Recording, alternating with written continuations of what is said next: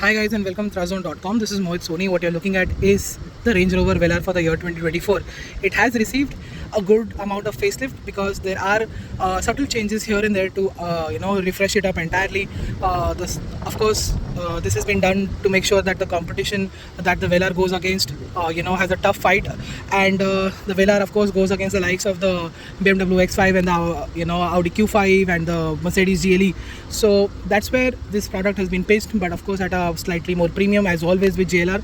And what is the Velar all about? Well, it's always been about absolutely amazing styling on the inside and outside. It has been about JLR's core DNA, which is great handling, great on-road behavior, as well as fantastic off-road capabilities as well. Most of it has been retained, and which is good news, but there are subtle changes here and there to make it stand out, refreshed and everything. So let's find out what is changed. Here is the front bumper, which gets these two slats which are bronzed out now. The bronze color with the grey scheme looks quite nice. The grille is pretty much the same as before, so are the very sleek headlights.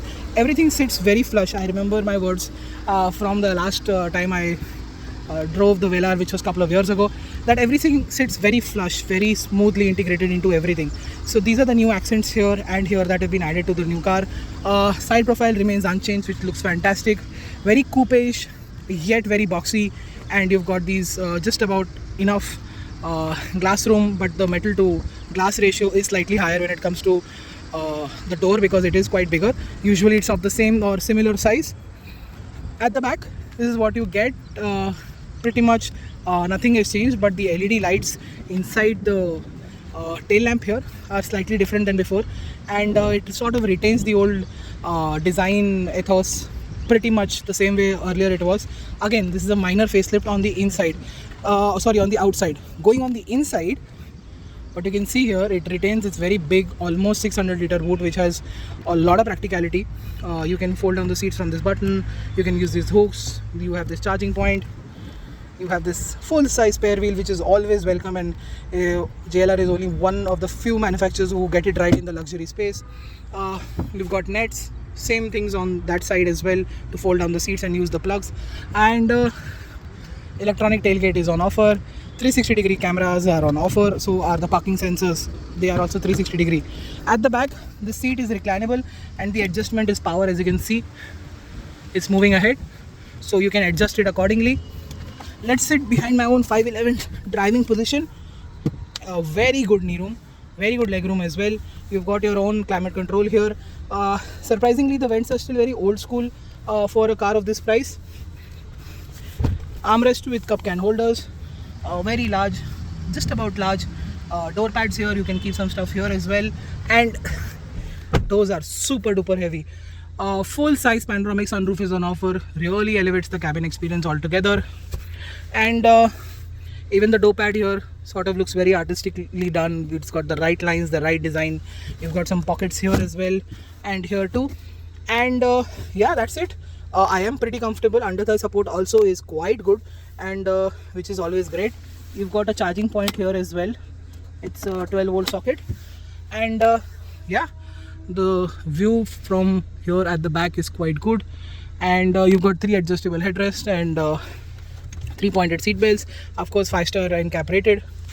Let's go at the front and see what is finally new, which is pretty much new. You still retain the same flush door handles. These seats now have a lot more adjustment. You've got under thigh support adjustment as well as which was not there earlier, and height adjustment of course has been there since day one. Got this really good leather. The buttons, the door pads all remain the same. The sound system from Meridian remains the same. Getting inside, you can see the new Range Rover steering wheel has made it to from the autobiography to the Velar, and that is the new screen. PV Pro infotainment system, loaded new screen has been incorporated in the new Velar. The dashboard design, the vents, everything remains very similar to what it was earlier. The dials also have remained are the same, but there has been some change to the font to make sure it sort of stands out. These buttons here, as we know, are also taken from the new Range Rover, so you can control a lot of things from here.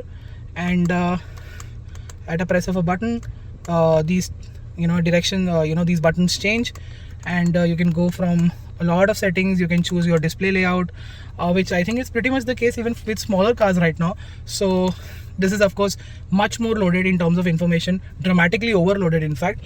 And you've got these cup holders here. Wireless charging is on offer. You can close this very nicely. The wood is sort of chipping off, which I'm seeing this for the very first time in a car. This is a heavily abused car, all of course.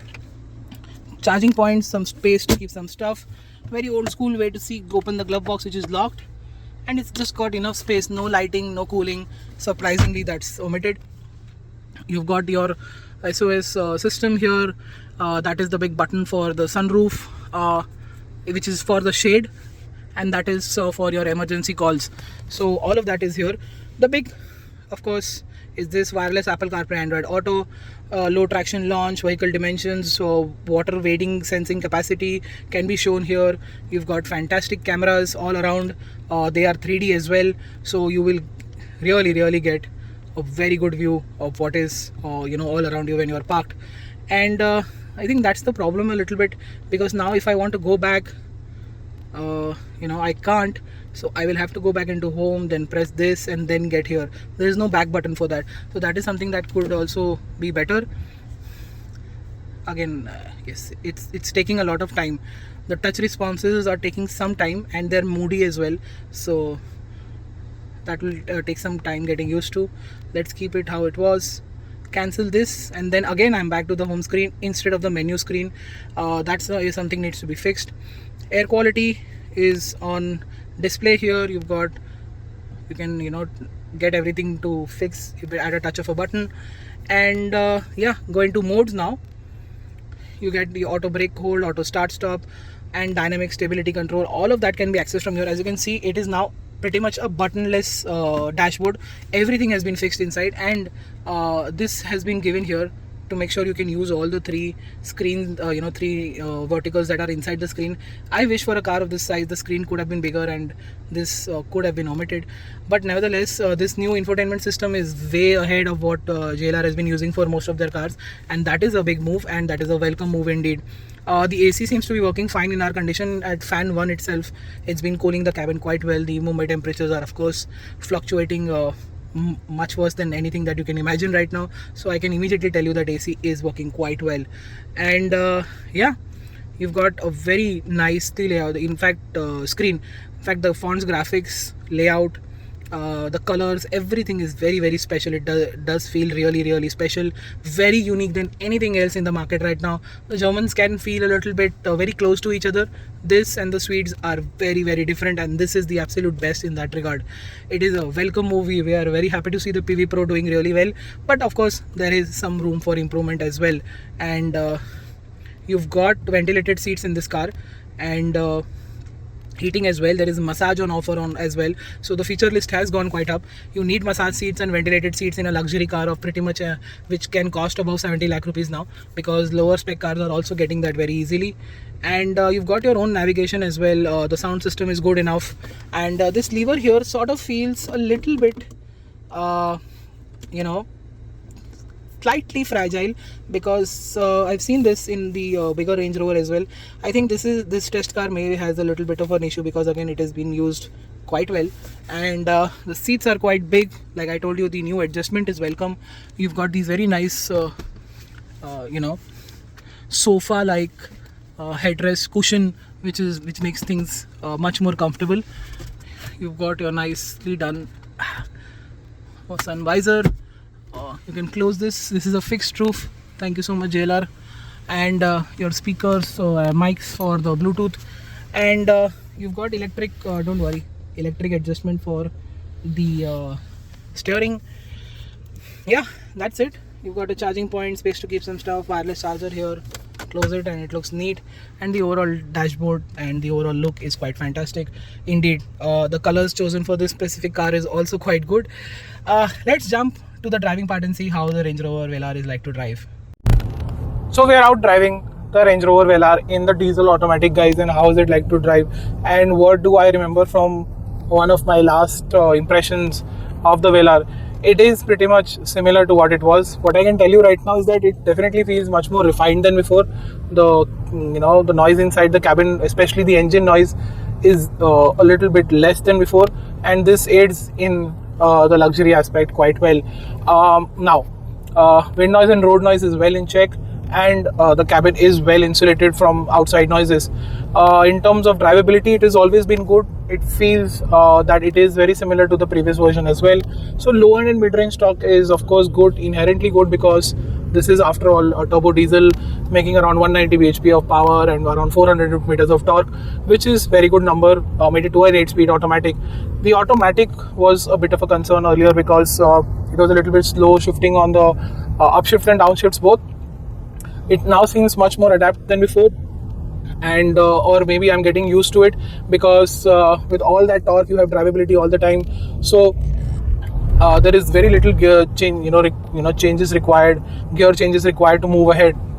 So as you can see, I'm just going ahead. The gear didn't change, it went ahead in the same gear, and that is a really good aspect in terms of drivability. We seem to be sorted here, and that is the most important part, because on the highway also there is enough top end power to keep you happy. It can cruise at 120 or 140 on the unrestricted segments of the expressway, and that is quite a thing that you expect from this car, and it delivers. Most importantly, what you will really enjoy is the handling of the Velar. As always, the right amount of length, wheelbase and grip, along with good steering, makes it a car that you will love to drive, slightly spiritedly as well, and slow as well, because it is light when you need it, it gets heavier when you want it. There are 4 driving modes: dynamic, comfort and eco, along with an auto terrain response, off-road modes, to make sure that you can enjoy it on-road and off-road at the same time. Apart from that, I think the Velar clears most of the checkpoints on a customer's wish list, which is good to drive in the city, excellent on the highway, very good ride quality, very good stability, very good dynamics, feels rock solid, feels extra special while driving. The Velar does it all, and while looking really good on the inside and outside as well with this new facelift. In terms of diesel fuel efficiency, right now we've been getting 12 to 13. You can expect a little bit more as well, and yeah, the brakes are fine, it drives really well, the efficiency is just right, and I think the pricing also is quite nice, but as always could have been better. That's it. That's how we would like to sum up our time with the Velar here.